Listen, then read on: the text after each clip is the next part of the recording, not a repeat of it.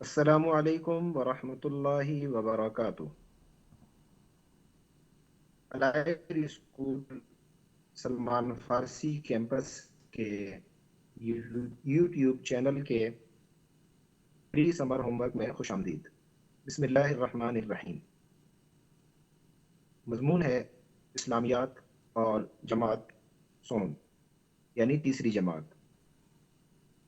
सबसे पहले हम इजमाली सवालात पर एक निगाह डालते हैं। सवालात देखिए। मंदरजा झेल अहम नुकात के ज़रिए कुरान के नुज़ूल के बारे में एक पैराग्राफ लिखिए। ये नुकात आपके सामने हैं। सूरतुन नस्र का तर्जुमा लिखिए। कुरान मजीद की किस सूरत में अकीदा तौहीद की वजाहत की गई है, उस सूरत का नाम और तर्जुमा भी लिखिए।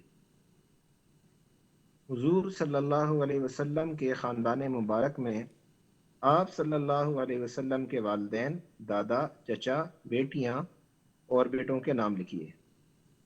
हज़रत मोहम्मद सल्लल्लाहु अलैहि वसल्लम की ज़िंदगी के बारे में आप क्या जानते हैं, मुख्तसरन बयान कीजिए। इल्म में इजाफे की दुआ खूबसूरती से लिखिए। हमें अपने बहन भाइयों, रिश्तेदारों और हमसायों के साथ किस तरह पेश आना चाहिए। हफ्ते के दिनों के नाम लिखें। नीज तमाम दिनों का सरदार कौन सा दिन है। पाक साफ रहने के कौन कौन से तरीके हैं। आप पाक साफ रहने के लिए क्या क्या करते हैं। वुजू का तरीका लिखिए। हाथ, मुंह और दांतों की सफाई के लिए आप क्या करते हैं। बहन भाइयों में से अगर कोई नाराज हो जाए तो क्या करना चाहिए। अगर आपका कभी अपने भाई से झगड़ा हो जाए तो क्या करते हैं। झूठ, चोरी और गीबत के नुकसानात के बारे में एक एक पैराग्राफ लिखिए। अब आइए इन सवालात को हम तफसील से देखते हैं। सवाल नंबर एक ये था कि मंदरजा झेल अहम नुकात के ज़रिए कुरान के नुज़ूल के बारे में एक पैराग्राफ लिखिए। तो ये इशारे आपको दिए गए हैं। इसमें से पहले तीन इशारे यानी गारे हिरा, पहली वही और जिब्राइल, ये एक ही वाक़े से मुताल्लिक हैं। ये वाक़या हम आपको बताते हैं कि अब आपको ये वाक़या कहाँ मिलेगा। और 23 साल और 30 पारे का मतलब ये है कि पूरे कुरान पाक में जो 30 पारे हैं वो 23 साल में नाजिल किए गए। एक हर्फ पढ़ने पर 10 नेकियां मिलती हैं। इसका तज़किरा आप कहाँ देख सकते हैं, हम आपको भी थोड़ी देर में बता देते हैं। और एक हर्फ का मतलब यह है कि अलिफ एक हर्फ है, लाम एक हर्फ है और मीम एक हर्फ है। जब आप अलिफ लाम मीम पढ़ते हैं तो आपको 30 नेकियां मिलती हैं। हज़रत मोहम्मद सल्लल्लाहु अलैहि वसल्लम और आखिरी किताब, ये दो इशारे आपको ये बताते हैं कि कुरान पाक अल्लाह ताला की आखिरी किताब है जो हज़रत मोहम्मद सल्लल्लाहु अलैहि वसल्लम पर नाजिल की गई। तो लीजिए ये देखिए कि गारे हिरा, पहली वही और हज़रत जिब्राईल अलैहिस्सलाम के मुतालिक सफ़ा नंबर 23 पर तफसील मौजूद है। एक हर्फ पढ़ने पर 10 नेकियां, इसके लिए सफ़ा नंबर 13 देखिए। हज़रत मोहम्मद सल्लल्लाहु अलैहि वसल्लम पर कुरान पाक 23 साल में थोड़ा थोड़ा करके नाजिल हुआ। मज़ीद तफसील सफ़ा नंबर 11 सबक रिसालत में देखिए। आखिरी किताब कुरान पाक है, इसकी तफसील के लिए सफ़ा नंबर 11 देखिए। सूरत नस्र का तर्जुमा लिखिए। ये तर्जुमा सफ़ा नंबर 2 पे मौजूद है। ये सूरत भी मौजूद है, आप देख सकते हैं। कुरान मजीद की किस सूरत में अक़ीदा तौहीद की वजाहत की गई है, उस सूरत का नाम और तर्जुमा भी लिखिए। तो ये सूरत सूरतुल इखलास है और ये तर्जुमा सफ़ा नंबर 10 पर मौजूद है। वहाँ से आप बसहूलत नकल कर सकते हैं। हुज़ूर सल्लल्लाहु अलैहि वसल्लम के ख़ानदान मुबारक में आप सल्लल्लाहु अलैहि वसल्लम के वालिदैन, दादा, चचा, बेटियां और बेटों के नाम लिखिए। हज़रत मोहम्मद सल्लल्लाहु अलैहि वसल्लम की ज़िंदगी के बारे में आप क्या जानते हैं, मुख्तसरन बयान कीजिए। तो इसके लिए आप देखिए सफ़ा नंबर 20, 21 तथा 25। तो इन दोनों सवालों के जवाब आपको यहाँ मिल जाएंगे। इल्म में इजाफे की दुआ खूबसूरती से लिखिए।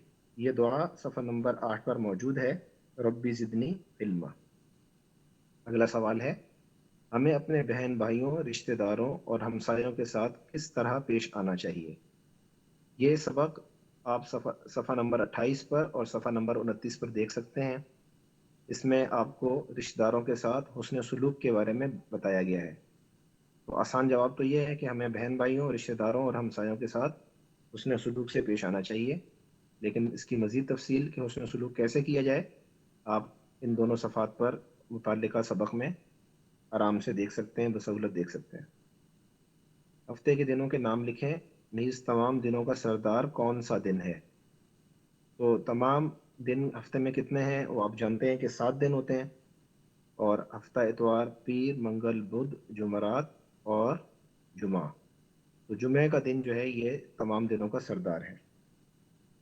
سوال نمبر 4 ہے، پاک صاف رہنے کے کون کون سے طریقے ہیں؟